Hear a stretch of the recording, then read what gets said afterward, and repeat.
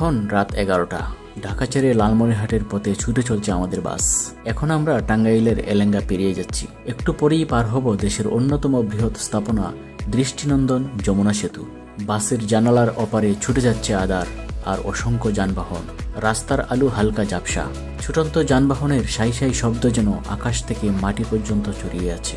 এই রাত, এই যাত্রা মনে করিয়ে দেয় গন্তব্য যত দূরেই হোক, পৌঁছাতে হলে পেরোতে হয় এমনই অনেক দীর্ঘ পথ।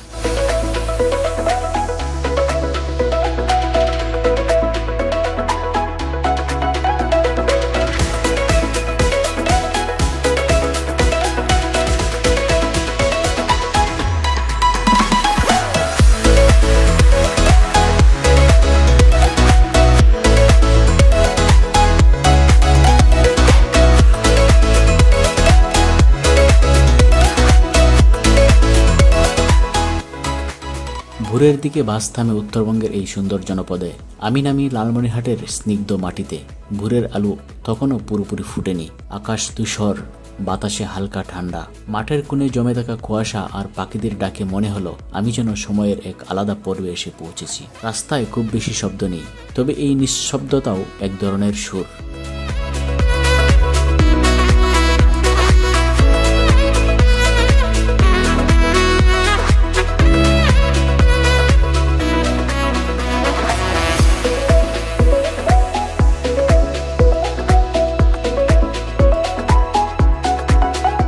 শুভ সকাল ফ্রম লালমনিরহাট। সারা রাত বাস জার্নি শেষ করে অবশেষে আমি লালমনিরহাটে এসে পৌঁছেছি। এখন বাজে সকাল 6:30।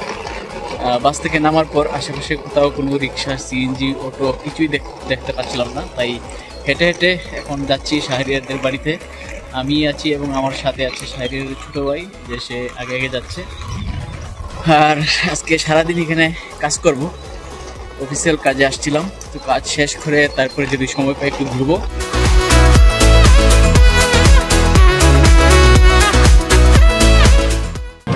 এখন হাঁটাহাঁটির পর একটা অটোর সামনে পেলাম, অটো রিক্সা দিয়ে শাহরিয়ারদের বাড়িতে যাচ্ছি।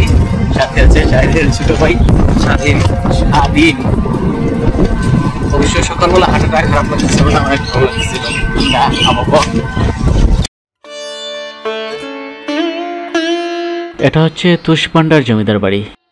ইতিহাসের ছোঁয়া, পুরনো স্থাপত্যের শৈলী আর প্রকৃতির শান্ত পরিবেশ সব মিলিয়ে এই জায়গাটার একটা অন্যরকম অনুভূতি। এই বাড়িটির চারপাশে অনেক সুন্দর করে রং করা হয়েছে, কিন্তু তার ভিতরটা ততটাই পরিত্যক্ত।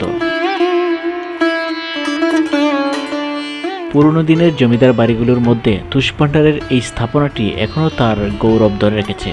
সময়ের সাথে অনেক কিছুই বদলে গেছে, কিন্তু এখনকার দেয়াল আর খসে পড়া ইটকাঠের সিঁড়ি যেন এখনও গল্প বলে যায় তার অতীতের ঐশ্বর্যের।